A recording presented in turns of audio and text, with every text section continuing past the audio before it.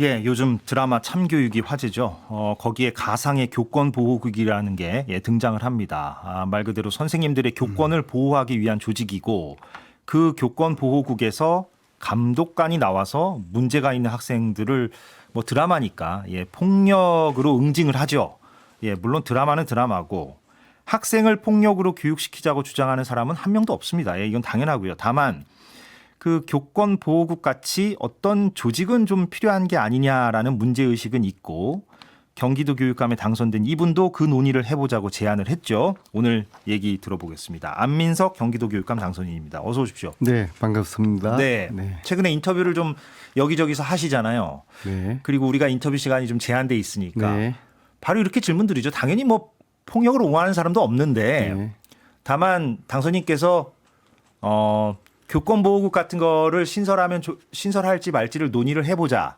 그런데 언급을 하실 때 특수부대 해병대 출신 교사들을 또 뭐 위기학교에 투입할 수 있다는 언급을 덧붙이셔서 논란을 더 산 것 같다는 생각은 드는데 좀 취지를 설명해 주신다면. 네. 교사들을 지키겠다는 이제 저희 의지가 예. 과하게 표현된 측면이 있지만요. 폭력적 응징을 하게 되면은 교사들은 처벌을 받고 그 처벌의 수위가 징역형이에요. 예. 아동보호법 때문에. 네. 그렇게 드라마 참교육처럼 응징을 하겠다는 거는 그건 있을 수가 없는 것이고요. 그럼 대전제죠. 예. 그래서 이제 그건 문제 본질이 아니고요. 제가 20, 30대의 학교에서 중학교에서 또 대학교에서 아이들을 가르치다가 40대, 50대 정치를 하면서 5선 동안에 최장수 교육위원회 활동을 했어요. 그리고 정치를 관둔다면 이제 UC 버클리 가가지고 AI 교육을 제가 공부를 했고요. 그리고 지난 대선 때, 특히 지난 대선 때 대선 캠프에서 제가 정책을 총괄했어요. 교육 정책을. 저의 결론, 대한민국 교육은 무너졌다. 총체적 위기다. AI 시대를 맞아서 낡은 교육을 시켜서는 안 된다. 그래서 이제 교육 대전환이라는 슬로건을 저희 대선 캠프에서 만들었어요. 예. 교육 대전환 크게 제대로. 그 첫 단추가 교권 회복이다. 네. 선생님들은 현장에서 아이들을 가리키는 분들인데 선생님들의 교권이 무너지면은 아무것도 할 수가 없는 거예요. 그래서 이제 교권 보호국에 준하는 그런 시스템을 만들어야 된다는 그런 지난해 대선 캠프의 정책 제안서에 다 담겨 있는 내용이에요. 이름이 무엇이 되었건. 그럼요. 예. 그리고 제가 이번 선거에 나왔어도 제가 유세장에서 그렇게 외쳤어요. 네. 선생님들 가르치기만 하십시오. 지켜드리겠습니다. 선생님들을 지키는 교육감이 되겠습니다. 그 의지가 제가 확고하고요. 그래서 이제 그런 시스템을 준비하는 와중에 참교육 드라마가 이렇게 흥행이 돼 버린 거예요. 네. 그래서 참교육을 보고서 이 아이들을 얻은 건 아니고 어쩌면 참교육이 제 아이들을 빌려가지 않았나. 그렇습니다. 아무튼 제작을 언제부터 시작했는지는 제가 한번 확인해 보겠습니다. 예. 네. 근데 아무튼 한 번만 더 질문 드리면 어찌됐건 그 특수부대 해병대 공수부대 출신 얘기를 하셔서 말하자면 그들이 직접 아이들을 뭐 때린다는 취지는 아니지만 그래도 덩치가 크고 좀 몸집이 큰 그런 교사들을 배치하면 어느 정도 관리 감독하는 데 있어서 효율적이지 않겠느냐라는 인식을 담으신 걸로는 보여요. 그러다 보니 예를 들면은 뭐 시민단체 중에서 안민석 당선인을 지지했던 진보 성향의 학부모 단체 참교육을 위한 전국 학부모의 경기지부도 비판 성명을 냈고 또 정치하는 엄마들도 이 부분이 너무 군사주의적이고 남성 중심적 교육관을 좀 담은 표현이 아니냐 이렇게 비판을 제기했는데 어떻게 답변 주십니까? 그분들하고는 그 오해가 풀렸고요. 네. 오해가 풀렸고 그리고 이제 저는 이제 그 교육감 되면은 이제 경기 소통위원회를 열어서 다양한 의견들을 이제 모을 생각이고요. 예. 그리고 이제 저의 그런 이제 표현을 두고서 이제 어떤 서울 교육감님 같은 분은 뭐 파시즘 즉 뭐 발상이라는 말씀하셨는데, 예, 정근식 서울시 교육감이 연합뉴스와의 인터뷰에서 파시즘적인 정책이다. 지나친 과잉 해석이고요. 예, 그리고 이제 그분은 현장을 모르시거든요. 학교가 이렇게 무너져 있는 줄을 왜 교권이 회복돼야 되는지는 져야 되는지에 대한 이해가 부족한 분이에요. 현장을 모르시니까는요. 아, 정근식 서울시 교육감이 현장을 모른다. 그분은 현장을 모르시죠. 어떻게 그분이 현장을 아시겠어요. 자, 그래서 이제 폭력적 응징 수단은 아동법 위반이고 그건 있을 수가 없는 거예요. 그래서 이제 이제 교권뿐만 아니라 아이들의 학습권도 보장이 돼야 되잖아요. 그래서 교권과 학습권을 보장을 하는 시스템을 어떻게 만들 것인지에 대한 구체적인 논의를 다음 주 국회에서 현장 전문가들이랑 하니까 그러면은 이제 구체적인 좀 설계도가 그려질 겁니다. 예. 근데 방금 전에 같은 진보 계열 후보로 꼽혔던 정근식은 서울시 교육감 후보 가운데 진보 계열. 그분이 안민석은 경기도 교육감 후보 가운데 진보 계열인데 현장을 전혀 모르는 사람이다라고 하셔서 물론 나중에 정근식 서울시 교육감의 반론을 우리가 들어보긴 해야겠으나 왜 정근식 교육감이 현장을 전혀 모른다고 생각하십니까? 현장 경험이 없고 그분은 평생 대학 교수를 하셨는데 근데 현장 경험이 없다는 거는 안 당선인도 마찬가지일 수도 있는데요. 예. 왜요? 저는 이제 20대 30대를 현장에서 아이들을 가르쳤고 저는 국회 오선하는 동안에 교육위원회 활동을 대부분 하면서 제가 방문한 학교가 한 1000군데가 넘어요. 그리고 지금도 당선 이후에도 경기도 전체를 돌면서 경기도가 얼마나 넓습니까? 선생님들 만나고 학부모들 만나면서 현장 이야기를 들으면서 현장의 목소리를 듣고 그리고 저도 이제 배우고 있거든요. 교육은요. 교문 현답입니다. 교문 현답이요. 교육의 문제는 현장 속에 답이 있어요. 그래서 저는 꾸준히 현장과 소통을 해왔고 국정감사할 때도 교육의 국정감사하면은 현장의 목소리를 제가 장관에게 교육감들에게 들려주는 그런 중간다리 역할을 20년 동안 해왔어요. 그래서 저는 이제 단순한 정치인도 아니고 그렇다고 해서 그냥 단순한 교육자도 아니고 저는 교육 정치가로서 저는 자리매김을 하고 있어요. 에듀 팔리티션이라고 제 스스로 칭하고 있어요. 그렇기 때문에 저는 현장 이야기를 계속적으로 듣고 그래서 현장에 이해되고 높으니까 현장이 무너졌고 따라서 교권 회복이게 없이는 교육이 불가능하다는 확신을 가지고 있는데 서울교육감님 같은 경우에는 현장을 모르시죠. 그러면 서울 같은 경우는 교권 보호를 위한 제도적인 대안이 미흡하다. 잘 마련되어 있지 않다라는 서울뿐만 아니라 다른 교육청도 마찬가지예요. 마찬가지겠지만 실효성이 없어요. 그 서희추 사건 이후에 교권 오법이 생겨가지고 나름의 새로운 제도들이 생겼는데 선생님들의 80%는 효용이 없다. 뭐가 달라진지 모르겠다. 여전히 교육청은 우리를 지켜주지 않고 있고 문제가 발생하면은 이전과 똑같이 교사들에게 책임을 맡긴다. 그래서 제가 어제 현직 교사들을 또 인터뷰를 다른 방송에서 했었거든요. 그런데 교권 보호국 신설 부분에 대해서 지금도 사실은 교권을 보호한다는 명목의 조직이 없는 것은 아니다. 시도교육청에. 그 이름이 뭐 교육 보호센터인가요? 교권 보호센터인가요? 뭐 있잖아요. 그렇죠. 그런데 그게 이제 유명무실해서 그렇죠. 사고 나면은 이제 수습하는 그런 과정이고 그런 이제 역할인데. 그것마저도 시간도 많이 걸리고요.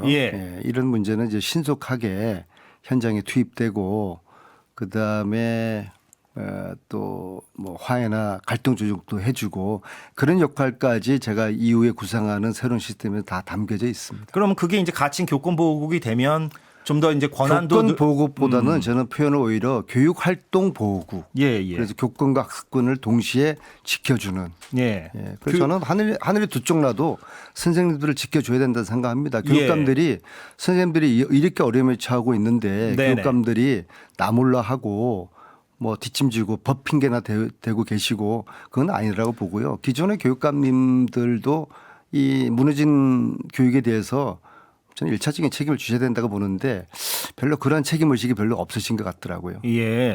그 교육활동 보호국이 생기면 없는 것보다 나을 수는 있으나 그 현직 교사 어제 제가 인터뷰했을 때 들어보니까 그게 핵심이라기보다는 지금 교사단체에서 아동보호법이요.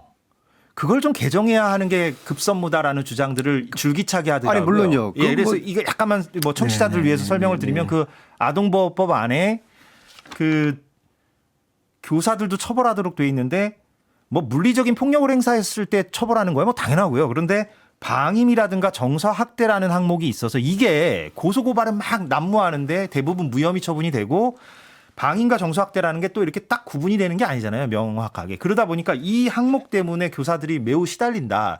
그래서 아동보호법에서 이 항목들을 좀 뺀다든가 아무튼 개정이 필요하고 이게 가장 급선무다라고 얘기를 동의해요. 하던데. 예. 네, 동의하고요. 예. 그리고 이제 그 법을 국회가 개정을 해줘야 되는데 그 역할 역시도 현장을 잘 아는 교육감들이 국회 가가지고 그 법을 통과시켜달라고 국회의원들을 설득시켜 줘야 된다고 봅니다. 왜냐하면 예. 제가 국회의원 20년 해봤지만은 국회의원들은 현장을 몰라요. 특히 교육 현장을 잘 몰라요. 네. 그러면은 교육감들이 선생님들의 입장을 대변해 줘야 되는 거죠. 아동학대법이요. 지금 아이들이 교실에서 떠들어요. 또 선생님 말씀 안 들어요. 그러면 애들을 갖다가 벌 주거나 혼낼 수 있는 권한이 없어요.